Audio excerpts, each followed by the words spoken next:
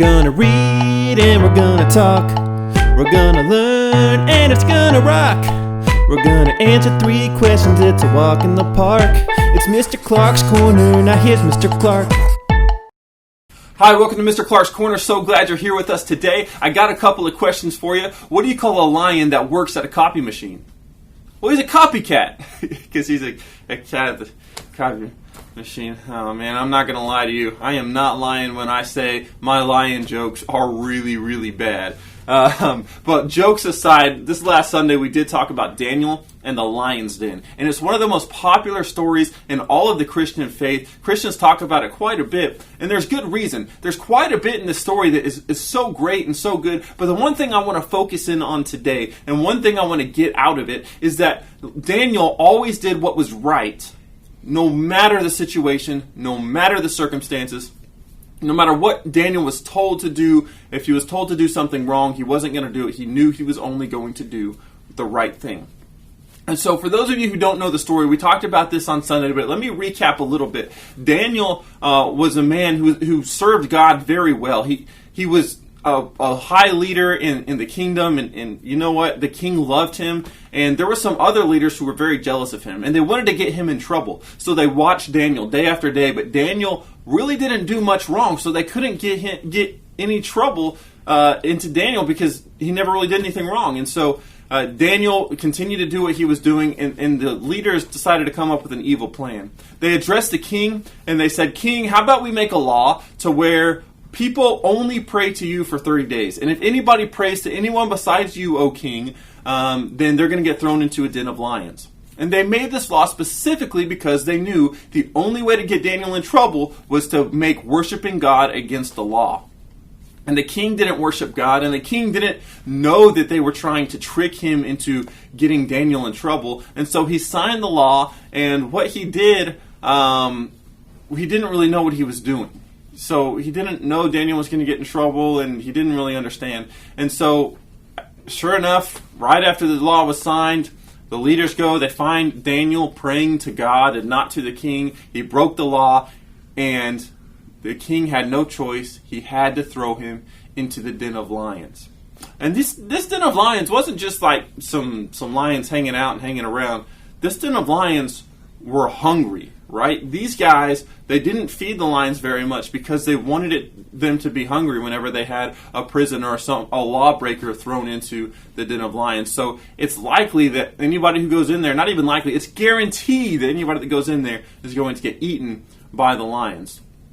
And so the king tries to get around it, but at the end of the day, there's nothing he can do, and he throws Daniel into the lions den regretfully, and then what he did was he went home, he tried to sleep that night, couldn't sleep, and he came back early the next morning, and that's what I want to read today in Daniel chapter 6. And it's going to be, I believe, in verse 20, as we look at what the king says to Daniel as he comes back. And it's Daniel chapter 6, verse 20. It says, "When the king got near it, he called out to Daniel." When he got near to the den of lions, he called out to Daniel. His voice was filled with great concern. He was worried, right? He said, "Daniel, you serve the living God, and you always serve him faithfully. So has he been able to save you from the lions?" And at this point, no one has ever survived a night in the lion's den, right? No one has ever let that happen. And the king didn't serve God, so at this point, the king was just hoping maybe Daniel's been right this whole time. Maybe there is a God, and maybe he will save him. So he says, "Daniel, are you there? Did your God actually save you?" And in verse 21, here's what it says. Daniel answered, "My king, may you live forever. My God sent his angel. And his angel shut the mouths of the lions. They haven't hurt me at all. That's because I haven't done anything wrong in God's sight, and I've never done anything wrong to you either, my king." And then it says the king was filled with joy. Daniel's God proved to be real. He proved to rescue him in the den of lions. And because of Daniel's testimony, because Daniel did what was right, because he served God, because he didn't do what was wrong, because of that, he was saved, and not only was he saved, but the king began to worship God. Whenever we do the right thing, whenever we serve God in any circumstances, not only does it help us, not only does God look after us, but even more importantly, others see that and others begin to serve God because of what we do. That is one way we can be a witness to this world, to always do what is right in the eyes of God.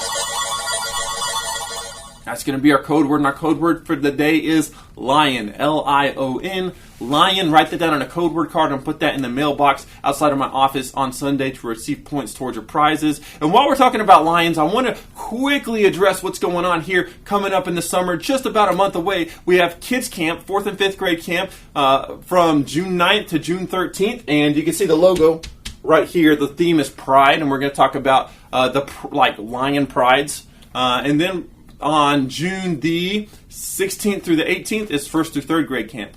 And so definitely talk to your parents and get signed up for that. You can go to our website, kids.chccsa.com, to sign up. Also coming up in June 23rd through June 27th is our Vacation Bible School. The theme is Roar. There's going to be lots of lions around as well. It's going to be a great week, so definitely get signed up for that as well on our website. I'm really excited, and I look forward to seeing you guys there. And that's going to bring us to today's 3 questions. Question number 1. When is a time where you have done the right thing even when others didn't think it was good?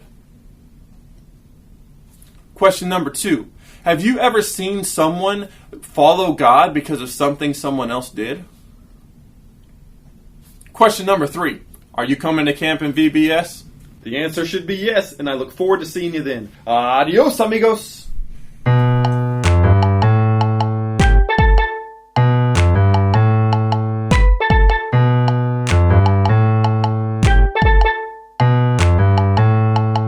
Okay, we read, alright, we talked. Oh yes, we learned, and you know we rocked. We even answered 3 questions, man, what a fun day.